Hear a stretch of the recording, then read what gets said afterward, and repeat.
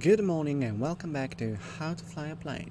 Today I would like to show you a flight mission where we will see how to perform basic maneuvers, turns, tight turns, some stalls and, only for demonstration purposes, even an entry into spin.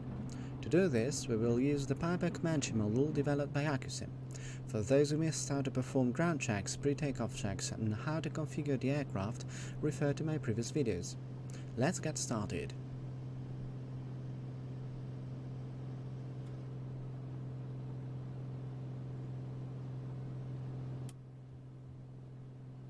At 300 feet above ground level, we retract flaps.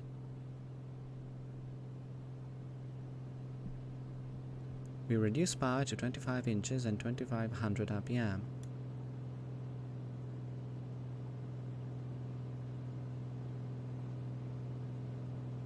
And we perform our after takeoff checklist. Fuel pump off, landing light off. Then we can proceed to our work area.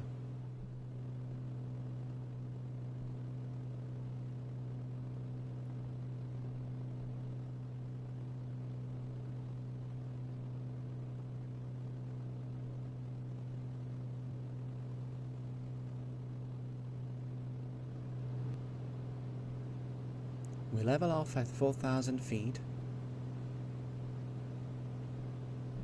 let the aircraft accelerate, then we can set a cruise power with 24 inches with 2400 RPM. We set the heading bug for reference of our heading and start with a simple left turn with 30 degrees of bank. We'll make a 360. Let's try to measure how long it takes us. Be careful to maintain a constant altitude. Keep the ball centered and maintain a constant 30 degrees of bank. In the meantime, let us take the opportunity to explain a bit of theory. Obviously, what keeps the airplane in the air and counters the force of gravity pulling us towards the ground is the lift generated by the wings. But lift is generated perpendicular to the wings. So, when the airplane starts to bank, lift also begins to tilt, relative to the force of gravity, continuing to act downwards. This is what allows us to be drawn into the turn, and thus to be able to turn the airplane. But obviously, being inclined, the lift vector is weaker compared to gravity. So, the more the airplane tilts, the more lift we need to generate to keep the airplane flying level.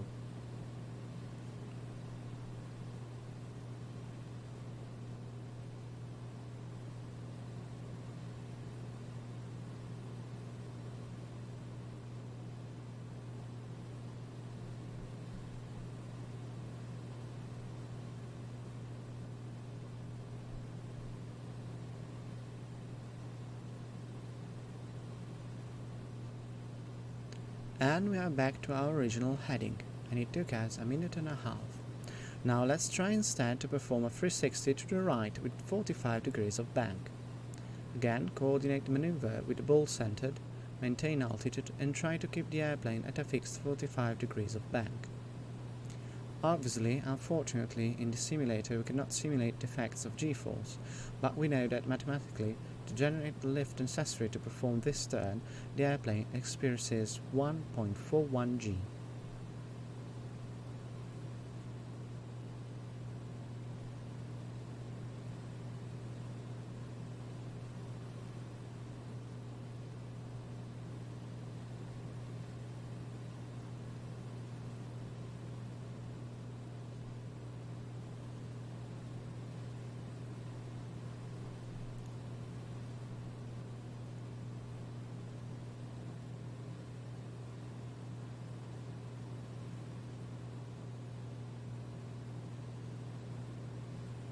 And we are back to our original landing, and it took us about a minute this time. Let's now try a left turn with 60 degrees of bank. We need to increase our back pressures on the yoke even further and generate a doubled lift. The turn radius becomes smaller and our rate of turn faster.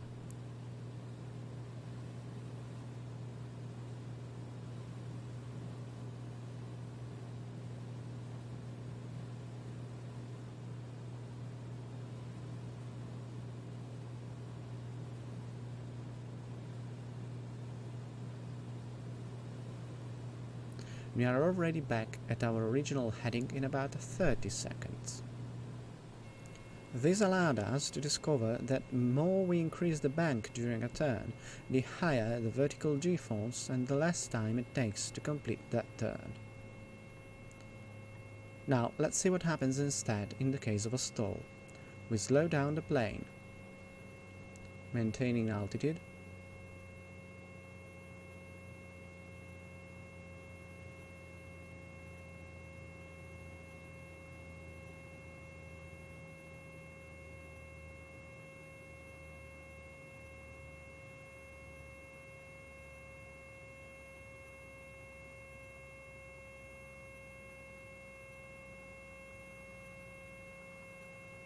until the stall warning activates.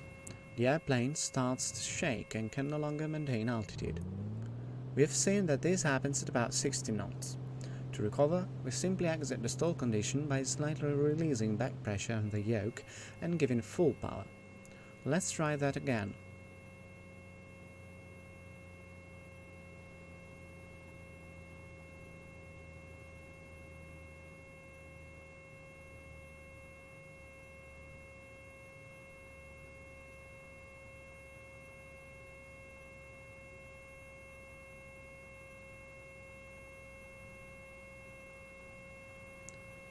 We reach 60 knots and the airplane can no longer stay level. What happens if instead of recovering from the stall, I intentionally keep the airplane in a stall condition? At some point, the airplane rolls to one side, either because it has a bit more weight on one side, or there's a bit more wind on one side, or because the ball is not perfectly centered. Eventually, the airplane chooses a side to drop the wing and it begins to enter an incipient spin. Do not try this at home. This airplane is not certified to perform this maneuver, and it's not required for a private pilot's license. But I still want to show you what happens in an extended stall. To recover from this, simply exit the stall condition.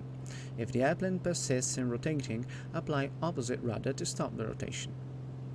We apply back pressure again to return to level flight and then climb. Power as required, of course. If the nose is slow, the speed is already rapidly increasing. There is no need to apply power. We'll apply power only when level. Let's return to a safety altitude for a moment before trying again.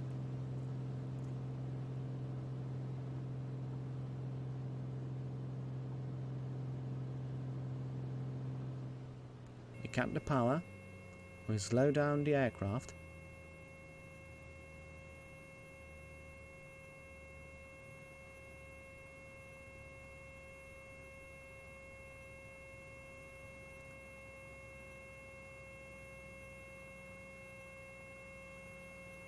Again we reach 60 knots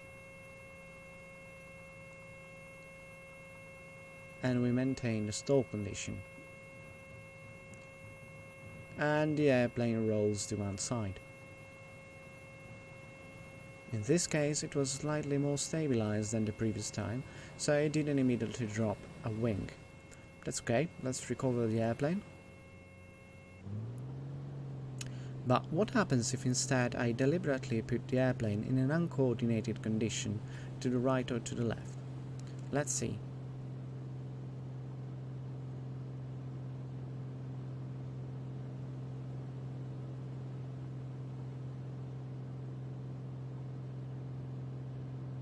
Let's repeat the same operation.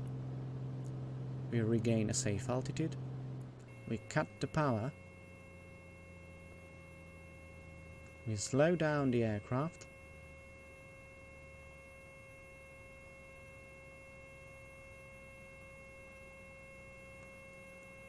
the stall warning activates, bring the airplane into a full stall and give a strong left rudder input.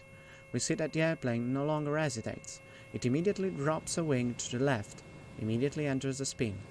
To recover, as before, simply exit the stall condition by slightly pushing forward on the yoke. If the airplane persists in rotating, apply opposite rudder to stop the rotation. Then, we find ourselves in an unusual attitude with the nose pointing towards the ground, so without power, slightly pull on the yoke, recover the airplane, and when we are level, apply power.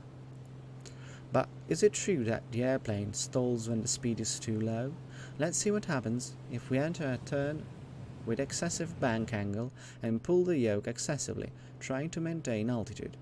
As we can see, the airplane begins to vibrate. The stall warning light illuminates. We are in a stall in all respects, even though, looking at the airspeed indicator, the speed is much higher than when we stalled before. Why does this happen? The most important thing to understand is that the stall is not tied to a particular speed. Certainly, the stall speed is tabulated at a given configuration at 1g, but when we experience vertical accelerations different from 1g, the stall speed changes. The stall is simply the detachment of the airflow from the wing, nothing else. This can clearly happen at any speed if the airplane is subjected to accelerations. This won't be asked during a private pilot check ride, but it's important to know because it could happen during the recovery from a 1g stall. Obviously, to recover the airplane from a non-accelerated stall, we set with slightly release back pressure, breaking the stall condition, and apply power. At that point, we can pitch up to return the airplane to level flight. But if we exaggerate during the pitch up, we could cause the airplane to experience too high vertical acceleration values and enter a secondary accelerated stall. Let's see a practical demonstration. We cut back the power, and we enter the stall. We immediately recover from the stall, the speed increases, and when I'm already well into the green arc, I pull back on the yoke, and here the airplane enters the stall again.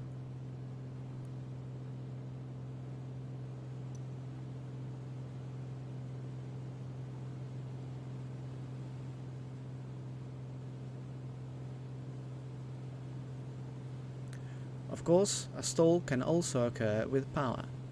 There's a much more nose high altitude, but at some point the airplane stalls even with power applied.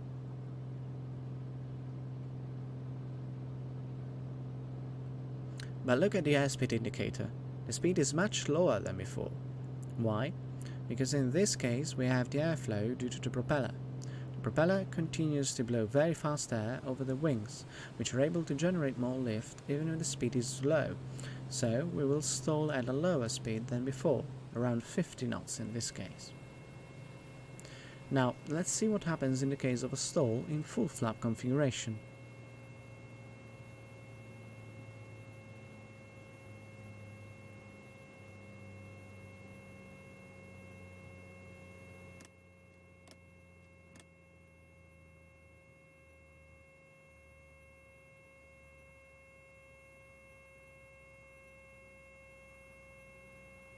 As you can see, the airplane can maintain level flight even at much lower speeds than the clean configuration stall speed. With full flap extended at 1g, the nose also remains lower. To recover, as before, we interrupt the stall condition by pushing the yoke slightly forward. It's very important to regain speed quickly to exit the stall condition. So we accelerate the plane a bit and we retract the flaps. Now, just as a demonstration, let's perform some rolls. Again, do not try this at home, especially in this airplane which is not certified for this type of maneuver. Anyway, to execute the roll, accelerate the plane, then pitch up until your feet are on the horizon, centralize the controls, and then give full aileron input to one side and hold it until the completion of the roll, then recenter the controls.